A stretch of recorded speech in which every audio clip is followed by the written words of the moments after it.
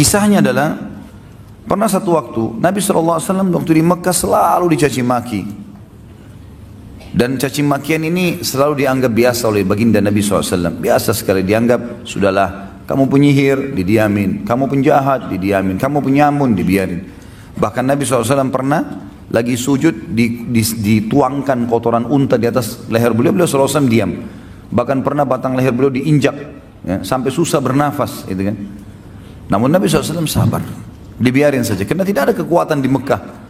Beliau bersabar dan belum ada perintah untuk melawan pada saat itu. Tapi satu waktu teman-teman sekalian, Abu Jahal waktu melihat Nabi SAW lagi tawaf, dia mengucapkan kata-kata yang sangat menyakitkan, bahkan lebih sakit daripada melukai fisik.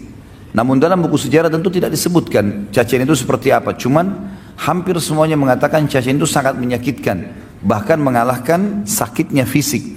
Penghinaan yang luar biasa. Dan tidak ada orang yang membela Nabi SAW walaupun dari suku beliau. Ada seorang budak wanita, budaknya Abdullah bin Jud'an. Abdullah bin Jud'an ini adalah orang yang terkenal sangat baik sekali di Mekah. Hadis Aisyah mengatakan, ya Rasulullah, ibnu Jud'an orangnya sangat baik di Mekah, sangat santun, suka silaturahim keluarga, suka bantu orang susah. Kata Aisyah, ya Rasulullah, dalam hadis Bukhari Muslim, ibnu Jud'an, siapa yang tidak kenal kebaikannya di masa jahiliyah? Apakah bermanfaat amal-amal yang dia kerjakan? Kata Nabi SAW, tidak sama sekali. Karena dia belum pernah beriman kepada Allah. Dia tidak syahadat, tidak masuk Islam. Yang jelas Ibnu Jud'an ini, Abdullah bin Jud'an tidak pernah membenci Nabi SAW. Tapi dia tidak masuk Islam. Ada budak wanitanya dia lewat melihat Nabi SAW dicaci maki dengan cara seperti itu. Dan dia tahu tuannya ini Abdullah bin Jud'an tidak membenci Nabi SAW. Maka dia pun berusaha mengangkat suaranya mengatakan, hai Quraisy, tidakkah kalian punya sopan santun? Kenapa kalian membiarkan ini? Kenapa dicaci maki? Nggak ada yang peduli. Apalagi ini budak wanita yang bicara. Maka budak ini lari keliling sampai dia keluar pintu gerbang Mekah yang dikenal dengan pintu Bani Syaibah. Begitu keluar di sana dia temu Hamzah. Hamzah baru pulang dari berburu, lagi bawa singa ya, di pundak kirinya dengan pegang busur panah. Dan ini yang buat ini cuma Umar bin Khattab sama Hamzah berdua. Kalau dua orang ini masuk ke Mekah sendirian, berburu tidak ditemani sama teman-temannya, sendirian. Yang lain semua pada sibuk, pada mengajak teman-temannya kalau berburu untuk berjaga-jaga, dia enggak. Begitu lewat budak ini mengatakan, wahai Hamzah, tidakkah kau mengetahui apa yang Abu Hakam lakukan terhadap ponakanmu Muhammad? Kata Hamzah, apa yang dilakukan? Kata dia telah mencaci makinya begini dan begitu. Disebutkanlah kalimat-kalimat cacian itu. Tapi sekali lagi dalam riwayat tidak disebutkan. Dan memang tidak ada maslahat kita mengetahui jenis cacian itu. Yang penting memang ini perbuatan yang buruk. Maka kata Hamzah, tidak ada yang membelahnya. Kata budak tersebut, demi Allah tidak ada. Maka Hamzah nggak pakai tunggu pada saat itu. Sambil membawa singa, sambil memegang busur, langsung datangi Abu Jahal di dekat Ka'bah. Tidak pakai banyak ngomong. Singanya ditaruh di sebelah situ, kepalanya Abu Jahal dihantam dengan busur. Berdarah, luka.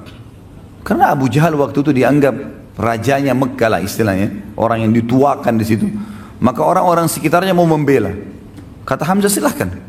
Maju silahkan. Siap untuk mati. Hamzah mau membela. Lalu dia mengatakan kepada Abu Jahal, hai Abu Hakam, berani benar kau caci maki ponakanku, sementara aku dalam agamanya. Kalimat itu, sementara aku dalam agamanya. Padahal Hamzah belum masuk Islam ini. Dia pun tidak tahu kenapa dia ucapkan kalimat itu. Maka Abu Jahal mengatakan, biarkan dia. Memang saya yang salah. Saya sudah berlebihan telah menghina keponakannya. Hamzah radhiyallahu anhu pulang ke rumahnya. Dia renungi kalimat tersebut. Kenapa tadi saya ucapin nih? Apakah besok saya harus kembali ke Quraisy dan mengatakan bahwasanya saya bukan di agamanya Muhammad? Dan ini aib bagi orang Arab menjilat kembali ludahnya. Sudah mengucapkan lalu ditarik, nggak mungkin. Tapi kalau saya tidak perbaiki, saya bukan Muslim, bukan agamanya Muhammad ini. Dia bingung pada saat itu. Pada malam itu dikatakan dalam riwayat-riwayat yang sahih, dia berdoa kepada Allah mengatakan, ya Allah, kalau agama keponakanku Muhammad benar, tanamkan dalam hatiku. Dan kalau seandainya tidak benar, maka hilangkanlah. Berikanlah aku solusi dengan Quraisy. Maka Hamzah pun berkata keesokan paginya pada saat dia bangun, dia merasa dekat, ya merasa tenang dengan agama Nabi SAW, maka dia pun datang mengucapkan syahadat. Dan ini rahasia masuk Islamnya Hamzah radhiyallahu anhu. Masuk Islamnya Hamzah radhiyallahu anhu. Berjalanlah waktu pada saat itu teman-teman sekalian, waktu dia sudah syahadat, maka orang-orang di Darun Nadwa, tempat berkumpulnya Nabi SAW dan orang-orang kaum muslimin, mereka bergembira, mereka bertakbir. Dan orang-orang Quraisy pada saat tahu Hamzah masuk Islam juga takut. Mereka takut karena Hamzah sendirian bisa melawan banyak orang Quraisy. Dan selalu saja kalau ada orang-orang muslim lagi menuju ke Darun Nadwa, maka Hamzah berada di pinggir jalan dengan kudanya, mendampingi sendirian.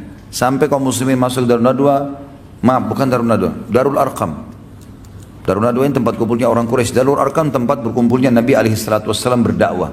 Di rumahnya ya, seseorang yang bernama dikenal dengan Arqam. Yang jelas Nabi SAW merasa tertolongkan dengan Hamzah. Tapi Hamzah sendiri nggak cukup. Hamzah nggak bisa sendirian juga membela. Sementara muslimin banyak dari kaum yang lemah, dari budak-budak yang tidak punya kedudukan. Dan halal untuk dibunuh pada saat itu. Kalau ada yang membunuh muslim, tidak dihukum. Siapa saja mau bunuh mereka silakan. Jadi betul-betul tidak ada kedudukan.